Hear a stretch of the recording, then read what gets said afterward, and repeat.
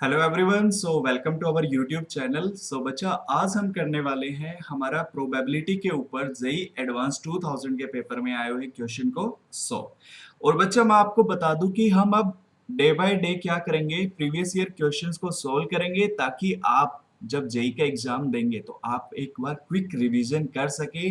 अगर आपको कोई भी डाउट होता है इन क्वेश्चंस में तो आप एक बार गो थ्रू हो जाइए।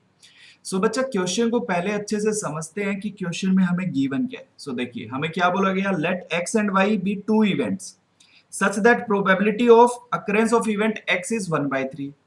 अब सर नेक्स्ट हमें क्या दिया गया, probability of occurrence of event x जब वाई ऑलरेडी अकर हो चुका है वो कितना 1/2।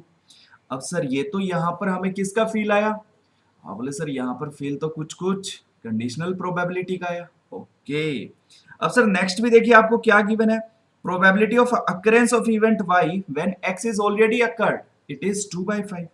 तो चलिए सर यहाँ पर हम यूज करते हैं क्या, कि सर जो गिवन डाटा है और साथ में कंडीशनल प्रोबेबिलिटी का डेफिनेशन। तो सर मेरे को यहाँ पर गिवन है प्रोबेबिलिटी ऑफ इवेंट वाई के अकरेंस का जब एक्स ऑलरेडी हो चुका है वो है हमारे पास 2/5। अब सर इसका फॉर्मूला क्या होता है, probability of y by x. तो आप बोले सर ये हो जाएगा probability of y intersection x upon probability of event x।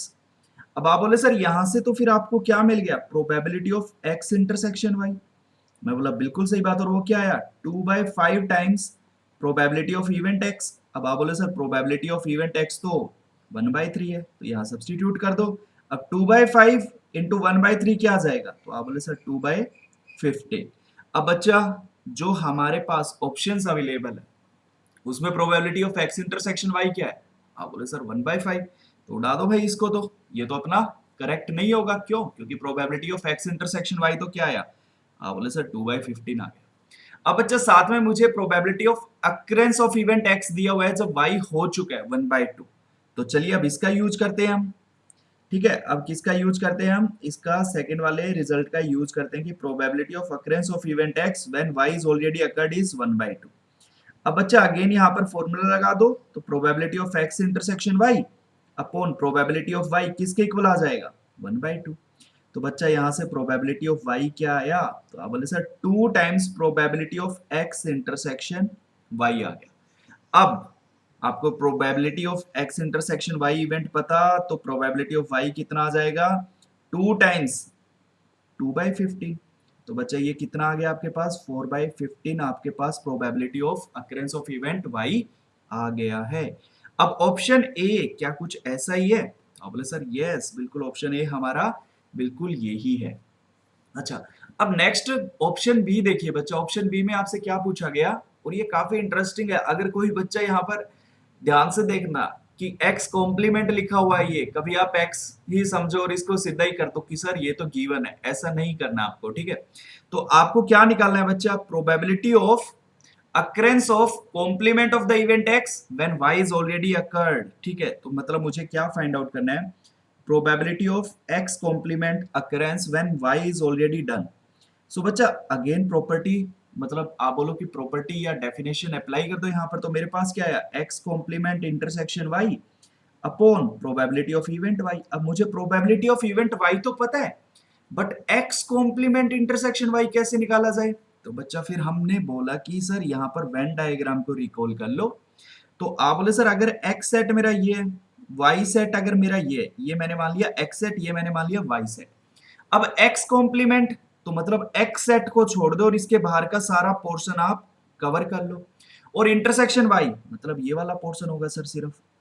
Okay, अब ये वाला पोर्शन क्या है, आप बोले सर y में से अगर मैं x इंटरसेक्शन y हटा दूं, क्या y में से सिर्फ x इंटरसेक्शन y, तो सर प्रोबेबिलिटी क्या आ जाएगी अपने पास, probability of event y minus probability of x intersection y upon probability of y। अब आप बोले सर प्रोबेबिलिटी ऑफ y यहाँ पर मुझे पता, probability of x intersection y भी पता, तो क्यों ना हम अब इसको सोल्व कर लें। तो बच्चा फाइनली आपको क्या मिलेगा, 1 minus probability of x intersection y upon probability of y।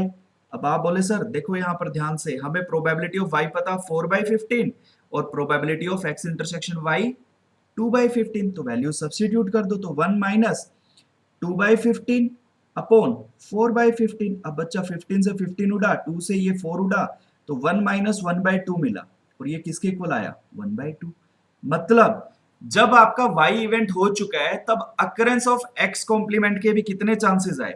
आप बोले सर 1/2, तो आपका ऑप्शन नंबर बी भी यहाँ पर ट्रू होगा। ठीक है, अब जेईई एडवांस में आपको पता है एक क्वेश्चन के एक से ज्यादा भी आंसर हो सकता है, मल्टीपल चॉइस ये है अपने पास। ठीक है, अब x यूनियन y, अब आप बोले सर जैसे ही x यूनियन y दिखा ना, फिर से हमें क्या याद आया? तो आप बोले सर फिर से हमें फील आई कि यहाँ पर तो ऑपरेशन ऑन सेट्स वाला, या आप बोल दो सर वेन डायग्राम से जो हम x यूनियन y में क्वेश्चंस करते थे वैसा ही प्रोबेबिलिटी का कुछ कुछ फॉर्मूला है। क्या? Probability of occurrence of event x union y, या फिर either one of the, okay, किसके इक्वल होगा? Probability of event x plus probability of event y minus probability of event x intersection y। अब आप बोले sir probability of x पता 1/3, probability of y पता 4/15, probability of x intersection y पता 2/15। अब sir इसको सिंप्लीफाई करेंगे तो देखो क्या मिला, 4/15 माइनस 2/15, 2/15 आया। अब सर यहाँ पर एलसीएम ले लो 15, तो सर 5 प्लस 2, तो x यूनियन y का प्रोबेबिलिटी आपके पास क्या आता है? तो आप बोले सर 7/15 आता है। ओके, सो बच्चा आपका आंसर आया 7/15, बट ऑप्शन में क्या गिवन? 2/5, तो मतलब ये भी आपका इनकरेक्ट हो गया है। तो यहाँ पर सिर्फ आपका ए और बी ऑप्शन करेक्ट रहेगा। सो आई होप ये सॉल्यूशन आपको जरूर हेल्प करेगा। So thanks a lot.